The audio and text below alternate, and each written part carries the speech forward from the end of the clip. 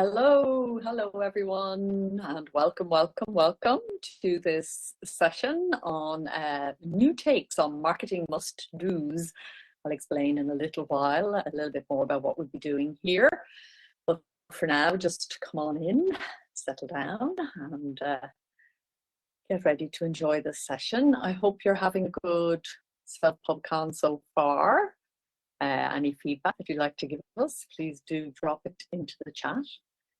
Similarly, I'll be going through the presentation. It's a sort of presentation where I'll be asking you to do a little bit of thinking about your own situation. And so, yeah, if you have any questions about any of the things that I'm discussing or bringing up, then just drop them into the chat and I'll address them at the end. Good to see you. Hello, DM, Captain J, Helen, Nick, and Michelle. You guys are having a nice long weekend. Chained to your computer as we are. Isn't it fun? I hope you're learning, and I hope, I hope you're enjoying the conference. And we'd love your feedback, of course, as ever, on how you found it this year. We've made a few changes to the timetable, splitting it up over 2 days and various other things. So yeah, we'd love to hear how you're feeling about it. People coming in from all over: Phoenix, Arizona, San Bernardino, hello Ontario, hello Texas, hello Florida, hello London. It's wonderful, really. The Netherlands. I never cease to be delighted and excited by the fact that we can all connect across borders. I'm old enough to remember when we couldn't, and it really is very advanced magic. So yeah, people still coming in. Hello to Scotland. Andrea says she's loving the presentations, but it's growing her to-do list and bringing up so many new thoughts and questions to process. With regard to marketing, this session may help a little. This session is very much, I'll discuss that in a while, but it's very much, when you come to a conference like this, you hear so many things, so much advice, so many services, so many tools, so many techniques, so many different ways of doing things. And so in this session, we're just going to focus in a little bit more about who you are and,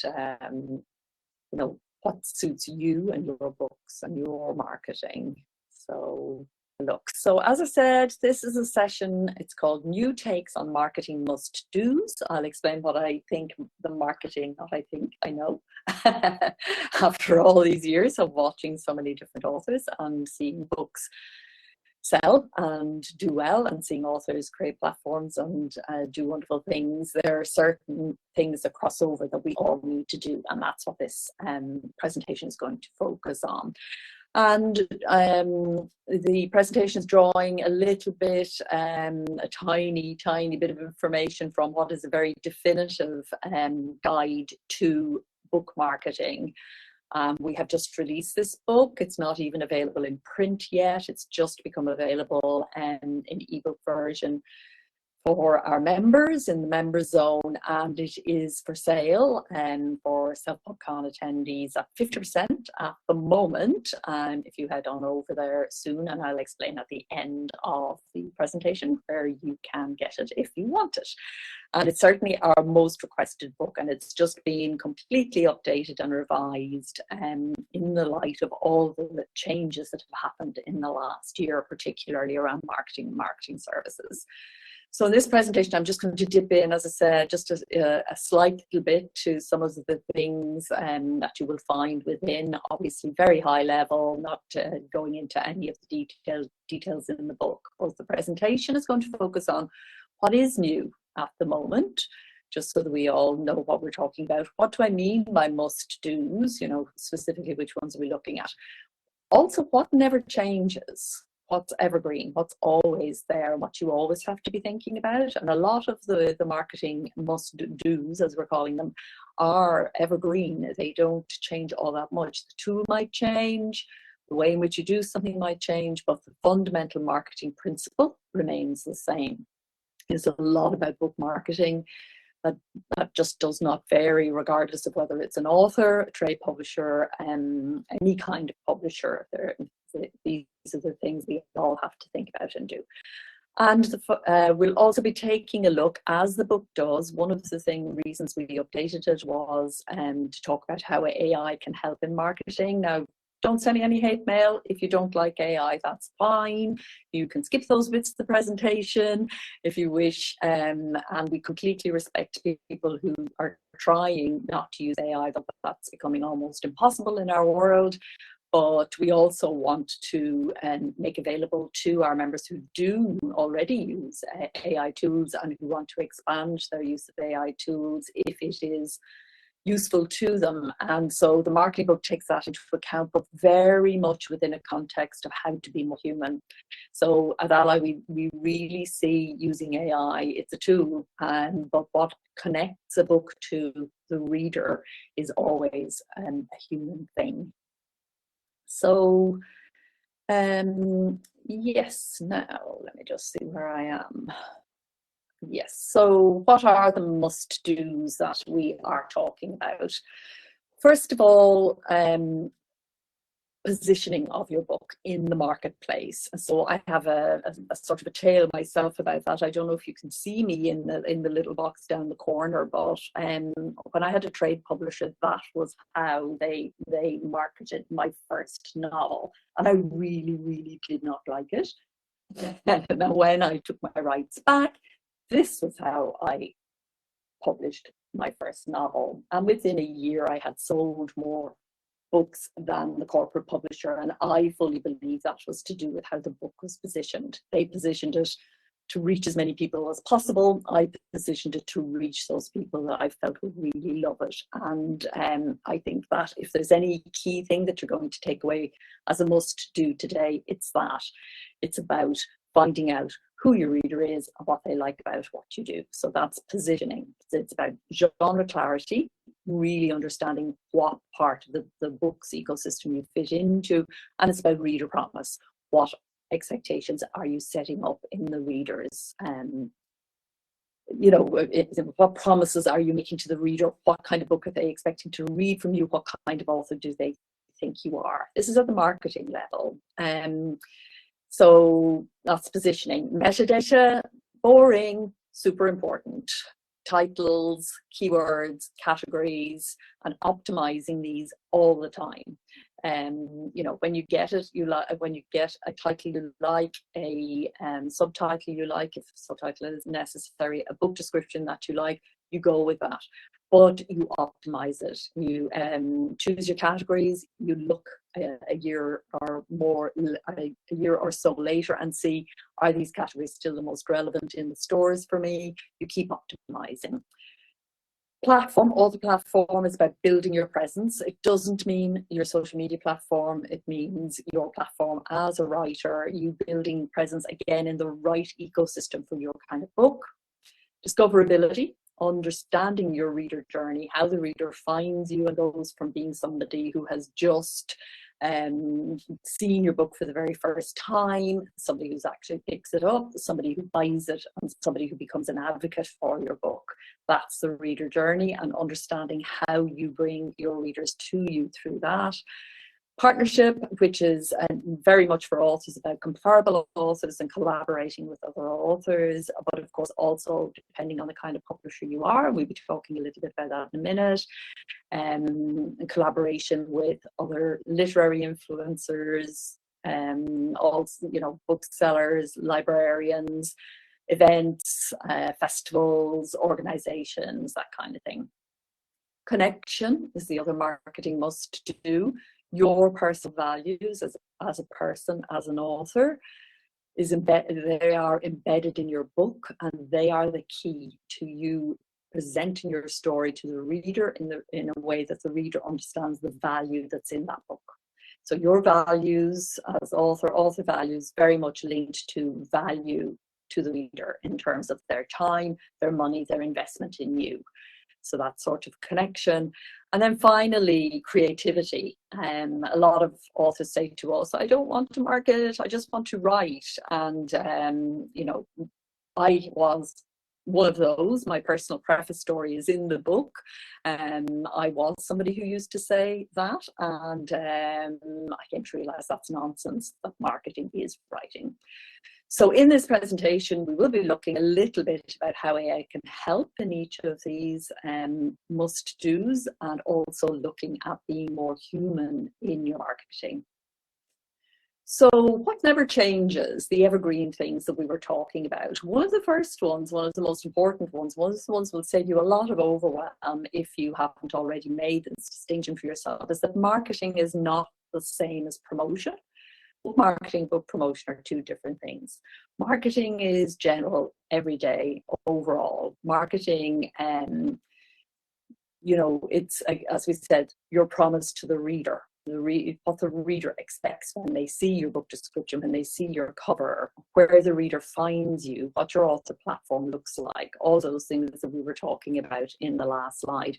Promotion is a short-term thing. It's on one book and it's around a particular kind of a time frame. So it can take all sorts of different forms. It might be ad boost, might be email blast, it could be anything, but it's a promotion that has a beginning and an end, and you can kind of set a goal for it and say, okay, want to sell X number of books while we're doing this promotion. It's a very definable thing. Marketing is much more nebulous.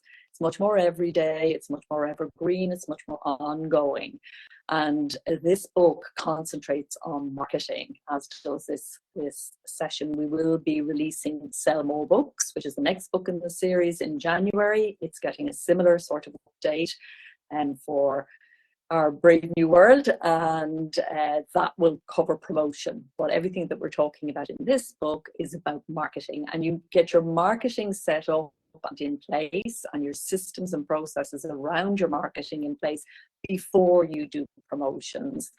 Otherwise, you can find yourself running around like the proverbial headless chicken. Yeah, so the other thing, that's the first one, marketing is not promotion.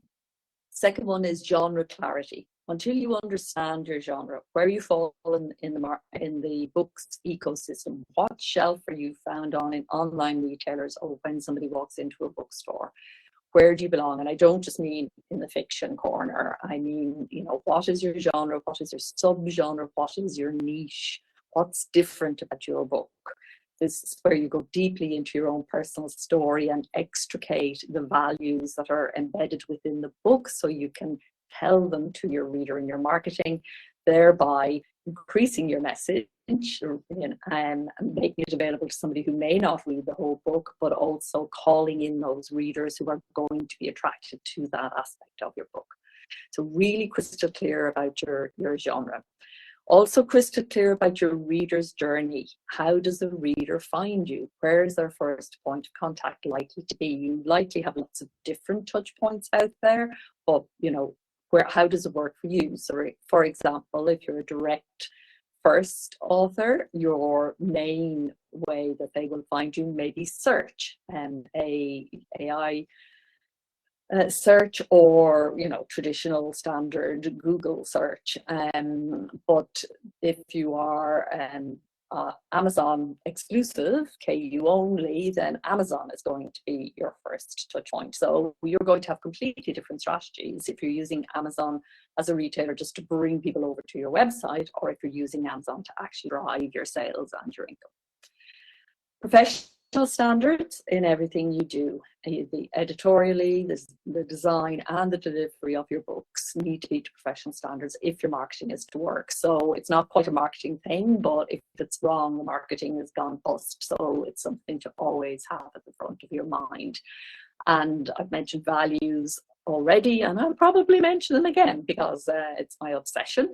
How your values as the base of reader value, and your author's story as the connector between you and the reader. So that's kind of what's evergreen. What's new, and why the update to the ALLi book, and why, you know, the last session, for those of you who watched it with Joanna, we were talking lots about new tools and techniques generally in publishing. What we're going to focus on here is particularly looking at them in relation to what's new in relation to marketing, but also thinking about you, because there are all these tools out there, but which ones are of value to you? So what is new? We have AI tools, and they can help us with all sorts of things. I've just listed 3 there: metadata, audience research, and content creation. So, and again, I fully recognize that some of you may not wish to do this, but those tools are there, and so we mention them. There are lots of new marketing services, and alongside them there are lots of new marketing spammers and scammers. And so caution is needed. If you are the kind of writer who's thinking, I don't want to do this, I'd love to hire somebody to do it for me, we would say firmly to you, we say it in the book, and I say it to you now, until you fully understand your marketing and the kinds of things we've been talking about, the values, the reader journey, positioning in the marketplace, you're not in the right place to hire somebody to help you. But there are lots of new services, and so let's address that. Direct sales and direct first I've mentioned already, and this is a growing, we've just got the results. Those of you who watched PAD's sneak peek of our author income survey last night will know that we've just done our most recent author income survey, and thank you to those of you who took part. And yeah, one of the things that we have found is that what we call the creator model as a business model for authors, in which people, authors are going directly to readers using crowdfunding and different kinds of income streams rather than just one income stream, is on the increase. And we have definitely seen that at ALLi. I expect that to continue. More and more authors are taking advantage of that great advantage that we have, particularly in the world of AI, which is we are human beings. We have hearts, AI doesn't. We have souls, AI doesn't. And readers want more, the machines and AI takes over people's lives and workplaces, the more readers are searching for heart and soul. And so that is absolutely our advantage as the author, going directly to the reader, cutting out the people in the middle. More and more authors are doing that, to more and more success. Another big trend at the moment that is affected by all of this is now it's easier and easier to reach out at a global level and to make things available at a global level, and to do things really well, because these tools really do help us to shortcut a lot of processes. But we have to do it in the context of that humanity and very much being who we are, where we are. So the reader is looking for local resonance at the same time as they're possibly reading you on the far side of the world.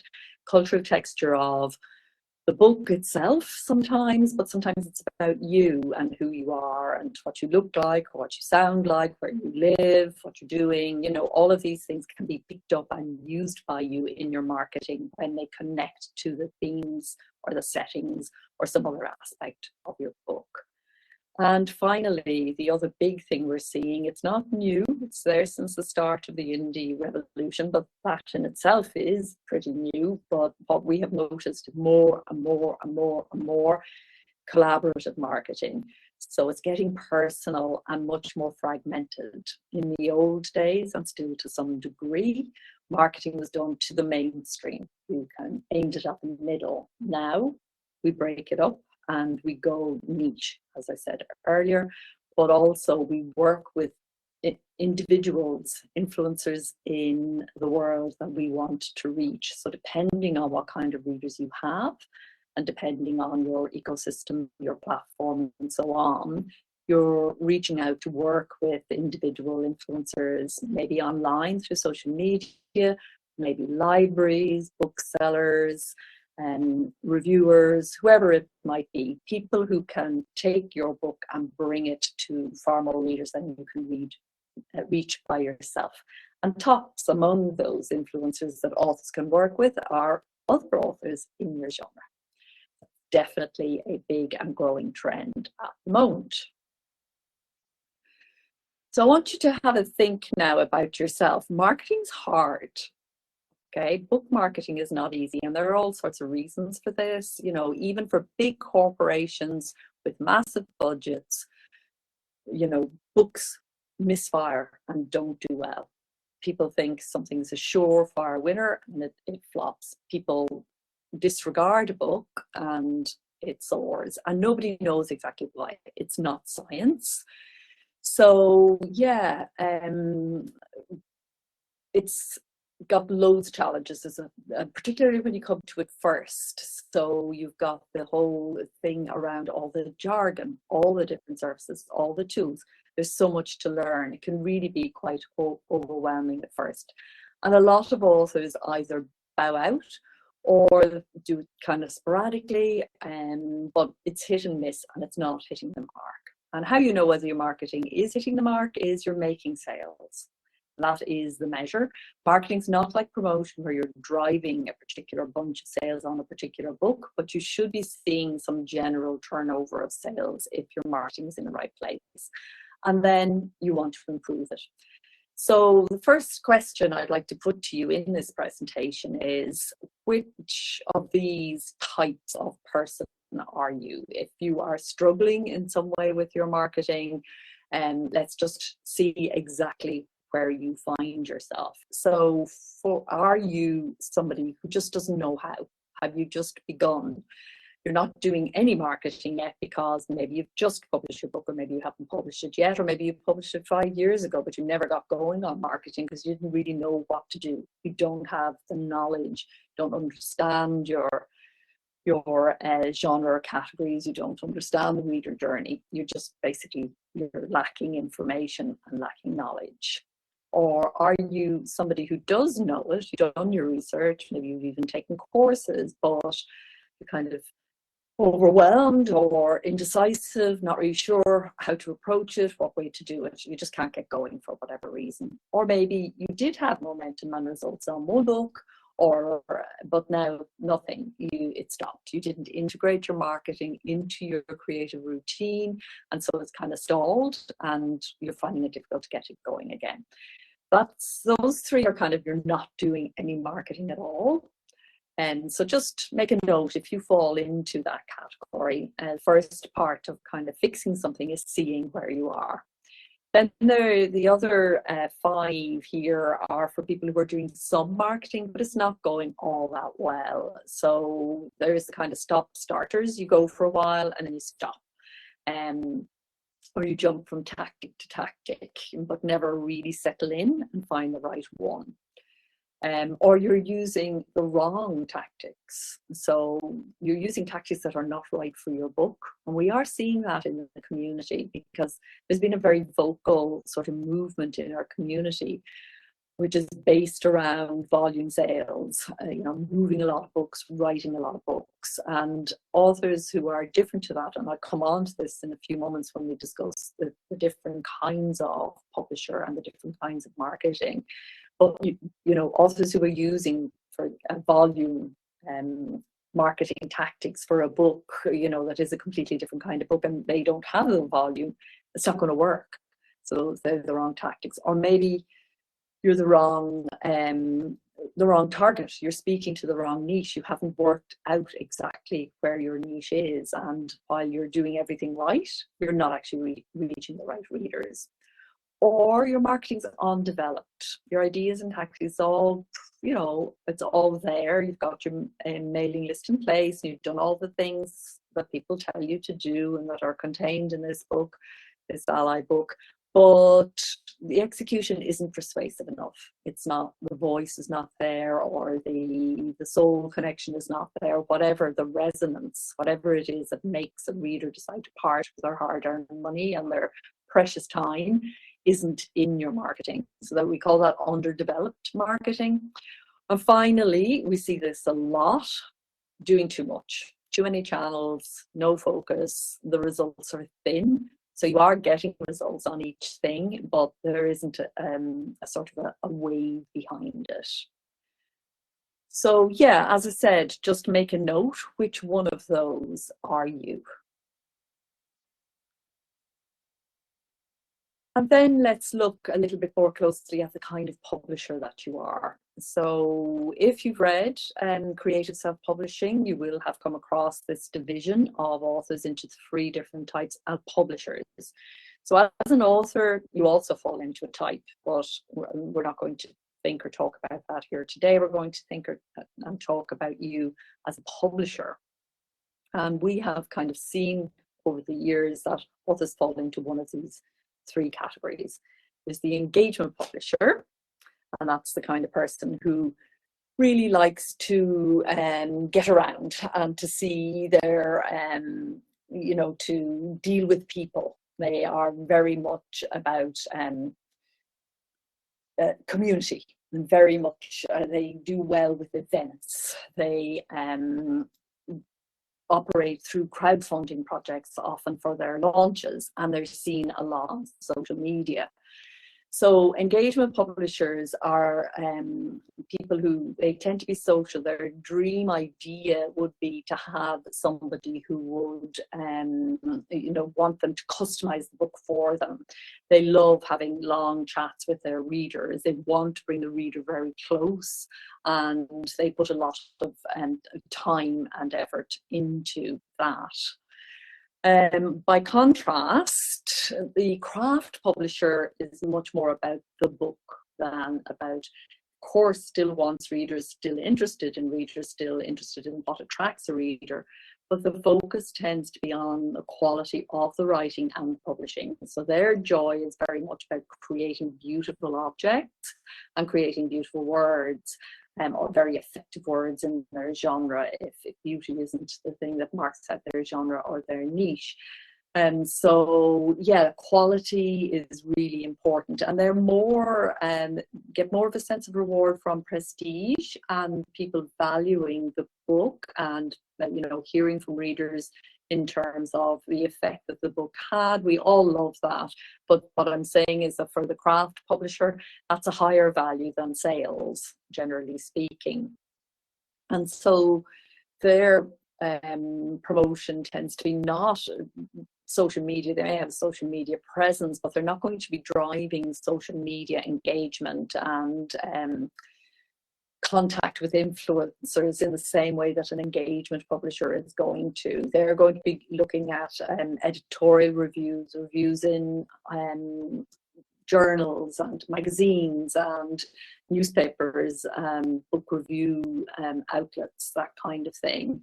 They will want to be part of book festivals, on panels talking about their work and their motivations as an author. And they will be reaching out.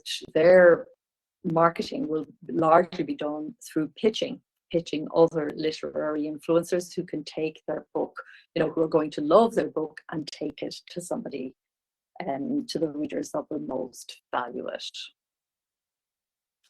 And then we have volume publishing. And volume publishing is the one that the indie author community has, until very recently, almost exclusively been talking about out loud. Now at ALLi, we've always been thinking about 3 different types of publisher, but in the community, the voices around volume publishing have been very loud. And that is down to, I think a lot of that is down to the role of Amazon in the marketplace, because Amazon does shift so many books. But shifting a lot of books through Amazon is not necessarily right for you and your publishing and your marketing. But it might be, and you might be a volume publisher. And if you are, that's great. And what you will do is you'll be focused very much on algorithm marketing, on understanding what makes your book visible, be it on Amazon, be it on the other retailer platforms. You probably use advertising, retailer online advertising, click advertising on social media perhaps, or on Amazon. The other retailers, you'll be looking at the promotions on them all. You will have automated processes, and you write a lot of books. It's volume publishing, so you're on a rapid release schedule, and hence you've got all the indies all over the world, on their sprints, trying to pass each other out. Now, volume publishing, because of the new technologies, now no human being can keep track with AI. And AI is really affecting the volume publisher more than the craft publisher or the engagement publisher right now. So that's something to just be aware of. So the rapid release model, where you're trying to, you know, get the benefit of having more books. And there is no doubt, our survey shows that the more books you have, the more income you get. And that's natural, that's obvious, because you've got something else to sell. Therefore, you're multiplying your sales. But that idea of, you know, more and more books, and the faster I write, the better I do, is being challenged a little bit by AI. So yeah, what I'd like you to do is just take a moment to think about, what kind of publisher are you? Are you an engagement publisher? Are you a craft publisher? Are you a volume publisher? And is that something that you're aware of? So can you, those of you who are willing and happy to share, please pop into the chat what you are and how you do it. Are you engagement, craft, or volume? Or never thought about it, I need to think some more about this to work it out. But I'd love to see in the chat who is what. So we get a sense of who's in the room, and what kind of things what kind of new things we need to be talking about and thinking about. So yeah, please drop which type of publisher you are in the chat, please. Not seeing anybody popping in yet, but I may be dragging a little slow for me. That happens sometimes. Now several people are typing. Yes, okay, here we go. Yes.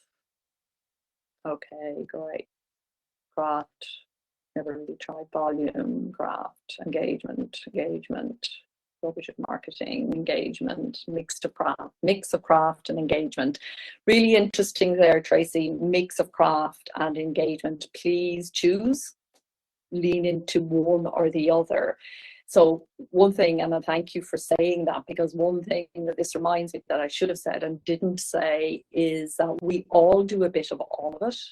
We all want to write more books. We all want to, you know, write as well as we possibly can, publish as well as we possibly can, and we all want to engage with our readers to some degree. But understanding which of those you are and leaning into that means you're going to choose very different types of marketing. So so again, Kerry saying you're a hybrid, and we'll touch on a little of each. It will be good to think about which you are more likely to be. And again, we've got a good few people saying combination. And I don't fit, Andrea saying I don't fit each of them entirely, and nobody does, as I said. But this is a major decision for you. And this is a decision that you need to make, because the kind of publisher you are will decide the kind of marketing you do. And then, you know, there are things that we all do. So we all need to have an email list or a way of contacting our readers, you know, a way of capturing their addresses. We all ideally have a website, which is our piece of real estate on the internet, and a transactional facility on that website, as in the authors, so that if a reader should arrive on the site, they can actually purchase a book. These are things that we all want to do. And, you know, but knowing there's crossover for everybody is the point, but choosing the one that is likely to give you most joy. So therefore, thinking about what is it that people will actually react to and respond to in your writing is one aspect of marketing. But the other aspect is, what do you love to do? Do you love to hop on social media and talk to people and engage with them and talk about your book and engage with them about your book? I'm not talking about being on social media with your family or friends.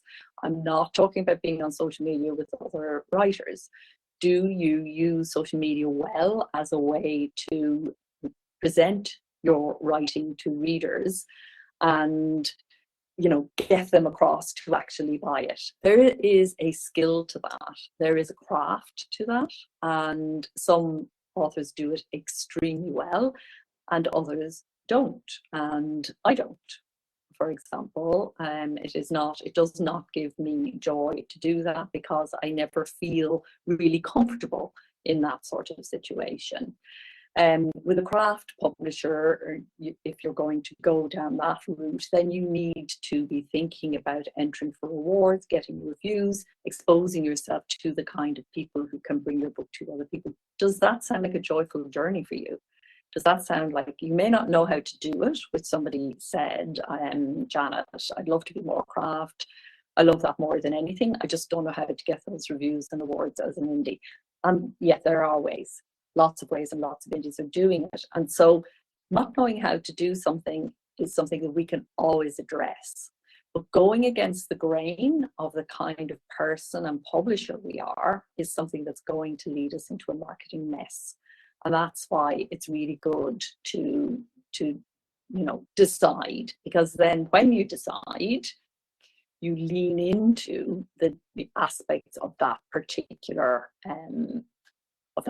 way of doing it. So, I'm seeing some resistance in the chat, which is great, to that, because that is generally what happens when this is presented. People fudge the exercise by saying, I'm a bit of everything.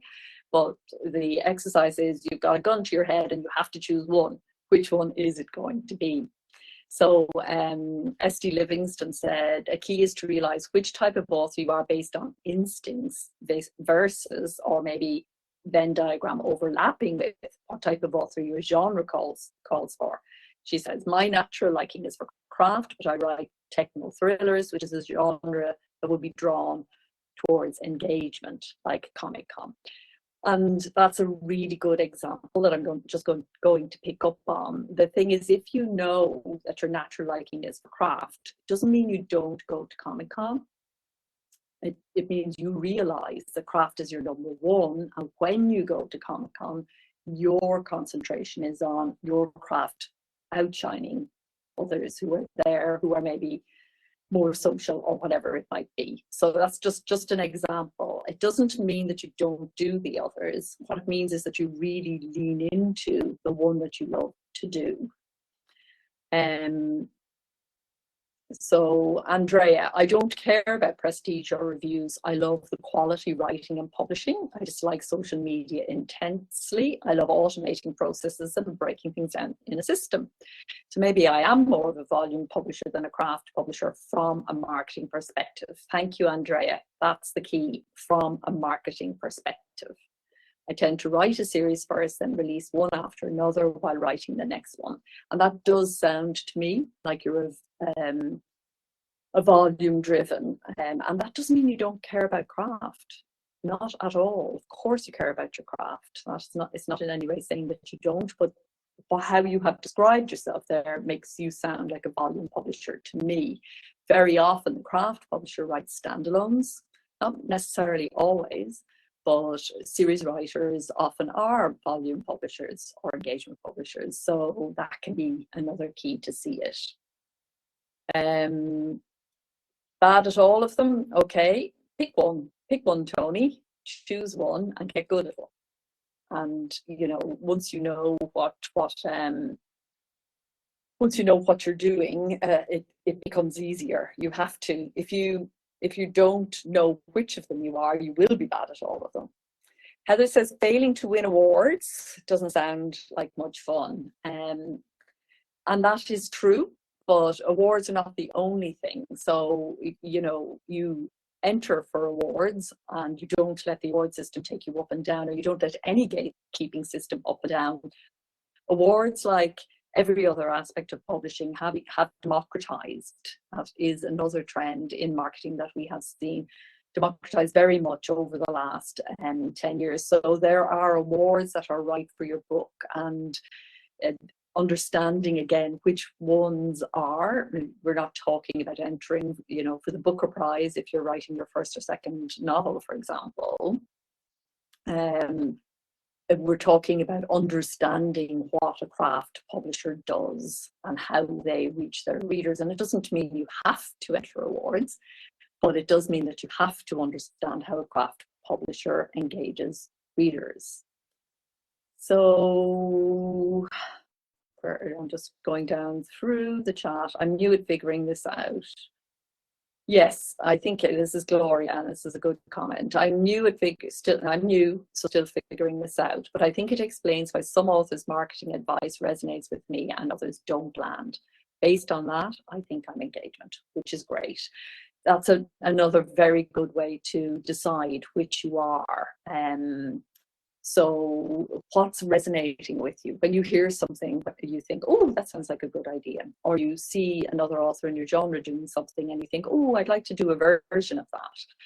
That's usually will give you clues. If they're the types of things that engagement publishers do, or craft publishers do, or volume publishers do, that can give you a clue to knowing. Sometimes it can be very difficult for us to know exactly what we are. So I'm going to, I've just barely touched on one tiny piece, and we go into it in more detail, much more detail in the book, both in terms of, how new tools can help you to do some of these things. AI can be really useful in finding out, just this very beginning start thing, how do you find out? But for now, I'd like to take some of your questions specifically about marketing, your own marketing problems. This is an opportunity for you to ask those questions. We have about 10 or 15 minutes left here. Yeah, I'm struggling to find awards that my book is eligible for. Does ALLi have a database of self-publishing friendly awards? Of course we do. It's in the Self-Publishing Advice Centre. One of the team will dig out the, there Tay is there before I even finish saying the sentence. She has put the link in there in the chat for you. It's run by the team, and also Hannah Jacobson from Book Award Pro, who some of you may know, and those of you who are seriously going down the awards line might be interested in that service. Book Award Pro is an ALLi partner member, which means they've been vetted by our watchdog desk, and the awards area can be so tricky, and I'm sure a number of you have those awful spam emails telling you you've won an award or how wonderful your book is and just sign up here for this wonderful service, and all of that. Email spam is a huge problem at the moment, which we're hoping will get sorted out. But yeah, so take a look at that page, and then if you have follow-on questions, we can look at those. Michelle. Larry asks a great question. What if you're crushingly shy and find it hard to engage with people in selling your words? Really good question, Larry. And we do address this in the marketing book. So the first section is all about mindset and getting your head into the right place. And again, depending on which type of publisher you are, very often craft publishers are particularly shy and don't like to say, please buy my book.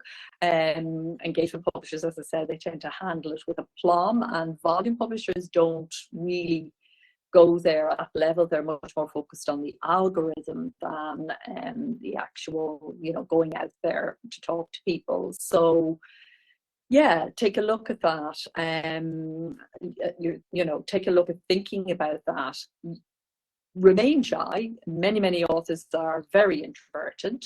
There are ways of getting your book out there and remaining in your comfort zone. And so, yeah, take a look at the book and you will see lots of different options there. Heather has kindly pointed out that Book Award Pro has a free level, which it does indeed. Its free level will tell you good awards for you to enter for your niche and sub niche, and then the paid level will actually enter you and pick out the right awards and kind of make it happen. It's done for you, but the free level will give you the information you need. Tony asks, do I recommend a type of website? Who best to work with? There are lots of website services springing up at the moment, I notice, and lots of established players in the marketplace now providing websites for authors. BookBump being one, but lots of others. I still feel very much to keep your author website independent and to use, for me, WordPress is by far the best. It's a little bit of learning in it, but once you've learned it, you have it forever. But keeping it your own. The problem with having your author website connected to a service is if that service goes out of business, what's going to happen to your website? Will you be left without one? That's just one of the problems. There are lots of reasons why services are doing this, and I would advise either another option, a very good option for transactional, is a Shopify store, which then can be built out to look like a website, or you can integrate it with your WordPress as well. So a lot of people who want to now sell direct, that's the option they're going for. Kerry asks, can you talk about a marketing budget for the indie author? What marketing strategy offers the highest return on investment to get you started? That's an impossible question to answer, Kerry, and most marketing questions are impossible to answer. So people will say things like, is Facebook a good platform? Yes, it is, and no, it isn't. A marketing budget could be anything from zero to, tens of thousands of pounds. So for most authors, what's needed at the beginning is not money but time. So, and for some of us, time is more precious money, and I'm very aware of that. But the time to engage and work out where the readers are, all of these things need to happen first. The setting up of an email marketing structure, most of the email marketing services will not charge you up to a certain amount, or will be a very low fee up to a certain amount of subscribers. So the things that you need to get started in your marketing are not expensive. Then where you need to bring in the budget is in promotion, and that's more like the sell more books. We'll deal with that, and pricing, also pricing your books so that you do get a return on investment, because often for authors, by the time they paid for everything, they may find that they're not getting a return on investment. And of course, at the beginning, there may be no sales, so you have to lend money to yourself if you are going to make an investment. So at the beginning, most of the things that we're talking about in the book are about a time investment rather than a money investment. And in the next book, we look more closely at pricing and actual ROI. Biggest mistake an indie publisher may do at the beginning. I think there's, I'll ask people actually to pop into the chat. What's the biggest mistake? Those of you who have, moved on a bit and are marketing, quite well, or are doing better than you did at the start. And perhaps you might like to drop in what you think was your biggest mistake at the beginning. My biggest mistake was not engaging deeply enough and strongly enough with the marketing. So I had the fortune to come into self-publishing when it was enough to put a good book up there. We didn't, in ebook, we didn't have the oversupply in the market that we have now, and ebook and audiobook, it was relatively easy. So I had to then, engage with when that all changed, and we hit this oversupply, which predates AI completely. We've had an oversupply of books now in the marketplace since at least 2016. And when I hit that point, I had to realize, oh gosh, what kind of publisher am I? What do I like to do? What don't I like to do? What is my niche? What is my subgenre? All of those kinds of questions. I had vague ideas. I hadn't engaged enough, and I hadn't really got a marketing plan. So I would say that the biggest mistake that people make at the beginning is not having a plan that fits into their weekly or monthly rhythm as a creative. But yeah, let's see some more rookie mistakes in the chat. Gary, if you're marketing an ebook series, is it worthwhile to combine a group of titles from the series and market those titles in one title? Absolutely. If I'm hearing you right, I think you're talking about bundling, and that is absolutely a tried and tested route to selling more books and marketing, different books and marketing the others. So how you write a series can be very important in that regard. Is it the kind of series that you have to read from 1 to 7 and, work your way methodically through as a reader? Or, can you pick up book 6 and then go back and read book 2 and still have a satisfying experience? you're going to market differently depending on. But definitely, if you've got a series, bundling, and you should have all the books at the end of the book. Each book should show all of the series at the end of the book, so that readers can go over and purchase the next one or a previous one or whatever. And this might be a good place to also mention for direct people who are going, the direct to reader model. This is a shift that I mentioned earlier that we're seeing in the community, whereby people are now using retailers as discovery. So with a series, they will put a book maybe in KU or across, widely across a number of the different online retailers, but their total strategy is to take the reader from there and bring them over to their own website. So they have things that you can only buy on the author website, or they're putting out the first book on Amazon and so on, and then to get book 2 or 3 or 4, whatever, you have to go over to their website to do that. So using retailers, not retailer first, but direct first and retailer as discovery.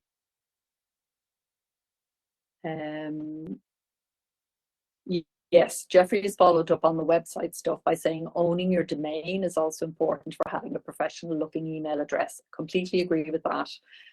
A lot of people will just delete something from a Gmail address that they don't recognize, and now more and more, because all the spammers are using Gmail. And why Google hasn't cracked down on this, I do not know, but Gmail addresses now, if I see it, it's gone. And so, yeah, it's really important. It's part of that thing of professional standards is to have your own website and your own related email address. And that tells people you're a real person. And that's one of the biggest concerns that readers have at the moment, especially as people reach out trying to sell something to them. Are you a real person? Does your website show that? How do you verify that? How do you make them feel like they're in the presence of a real person and not a generative AI that can write extremely good emails and extremely good copy? How do you stand out? One of the big trends at the moment is video. Video marketing is very popular for that reason, because we can't hide on video. You see the whole person, you see what they're like, you hear their voice, they cough, they sputter, they say and all of that. And those things are becoming things that people like and look out for, so that they know they're not in the presence of something that is effectively an AI. And people hate being fooled by AI. So the more human, authentic, real, and you that you can be, the better. How long should I give before assessing if my strategy is working? Currently, I'm writing articles for magazines and journals. I give everything a quarter, Helen. So I prep. It might take 1 quarter to prep it, and then a quarter to actually put it out there, and then maybe even a quarter after that or a month after that to suss it out. Did it work? Why didn't it work? What might improve it? How might it get better? So I use a method, some of you who have been to my workshops will be familiar, a method that kind of wears different hats, the maker, the manager, and the marketeer. And so a marketeer will try a particular strategy for a quarter, and maker will support that by making the stuff that is needed, because each time you decide to do something in your marketing, you need to give it the time that it actually takes. Sometimes we have great ideas and we fire them off and then we lose them, and that's never going to work. So marketing does require attention, and it does require you to allocate time in your writing in your working week, in your creative schedule for actual engaging with your marketing. So yeah, try it for a quarter. That's enough time to see if you're getting some bites. You mentioned writing articles for magazines and journals. They can be very slow to reply, so you might want to do 2 quarters if you were seeing some kind of a bite. But if you're getting absolutely nothing, then it might be time to either change the type of person that you're approaching and pitching, or change the strategy entirely. Having books across genres so difficult to place, says Carol. Absolutely right. I'm cross genre, wish I wasn't. Absolutely wish I wasn't. I write across the 3 macro genre: fiction, poetry, and non-fiction. Terrible, terrible idea. Do not do that if you can avoid it at all. The best thing to do from a publishing perspective is get into your lane and stay there and get better and better and better and better at doing that. That's what trade publishers want you to do, and there's a reason for that. That's what the reader wants you to do. They want to know, if I read a book by so-and-so, this is what I'm going to get. So yeah, genre that crosses over is difficult, and really what you have to do, and the book does go into this, is segment. You have to divide up and have a whole strategy and machine behind each type of book. And you might even find that your engagement for one type of book, but your craft for another, and all of it just makes more time, more effort, more friction. So it's not to be recommended, but as authors, some of us just can't help it. I can't believe it, but an hour is over. So yeah, I just want to talk for a second or two before I leave you. I promised you that I'd give you the how to get the book if you want to buy it. I also want to just quickly tell you how ALLi helps our authors with marketing from an advice perspective. We have guidebooks like the one I'm going to show you in a moment, webinars. We have our podcast and blog. If you're not signed up for those, you find them on the Self-Publishing Advice Centre at selfpublishingadvice.org. And we also list marketing and vet marketing services. So if you're pondering a service and you're not sure, you can check in with us.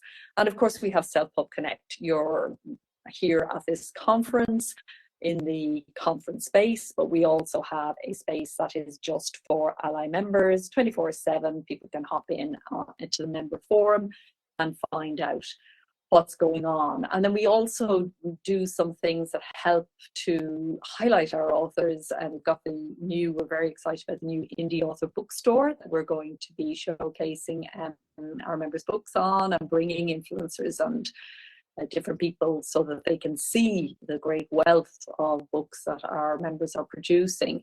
And we also, of course, for a long time, for many years now, have had our member showcase. So, we can help, we can point you in the right direction, we can get you answers to your questions. You can engage with the team, of course, as well, and our advisor and expert board. So don't be alone, and don't stay in the place of not knowing what to do next. The book. Here it is. If you go to the Self-Publishing store, it's half price until conference closes on Tuesday to free orders. If you're an ALLi member, it's already there in the member zone for you. You don't need to buy it. You receive it free as part of your membership, as ALLi members receive all our books in ebook format, free of charge. But for those of you who aren't members, selfpublishingstore.com, and 50% off until Tuesday. Normally $9.99 US dollars, and currently $4.99 US dollars. So that is it. We are out of time. Thank you so much for attending and being here, being part of Self-PubCon. It's really so great to have you. As I said, in the networking zone, let us know how we're doing. Let us know what else you would like us to be doing for you. We're here to help. We are the Self-Publishing ALLi. That's our aim. And so yeah, you're not alone, so don't act as if you are. All righty. Thanks for being here. Take care, and happy writing and publishing. Talk soon.